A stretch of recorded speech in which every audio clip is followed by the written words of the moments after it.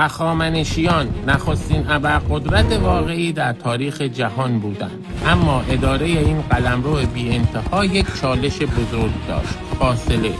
برای تسلط بر این چالش، داریوش هخامنشی دست به احداث راه شاهی زد، یک شاهکار مهندسی با شیبی کاملا ملایم و عرض 5 تا 7 متر در سراسر قلمرو شاهنشاهی.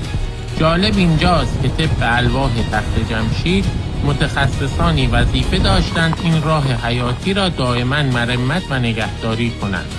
برای اداره کشور جاده به تنهایی کافی نبود. سیستم پیرادازیش که بعدها چاپار نام گرفت اهمیت زیادی داشت. تصور کنید مسیر 2700 کیلومتری شوش تا سارد که برای کاروانهای تجاری 90 روز طول می‌کشید، برای پیک‌های شاهی تنها در 7 تا 9 روز پیموده می‌شد. در این مسیر که 111 ایستگاه یا چاپارخانه داشت، اسب و سوار دائما عوض می‌شدند تا جریان انتقال پیام حتی یک لحظه متوقف نشود.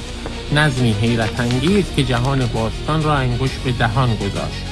آنچنان که هرودوت نوشت: نه برف، نه باران، نه گرما و نه تاریکی شب، هیچ چیز این مردان را از انجام سریع مأموریتشان باز نمی‌دارد.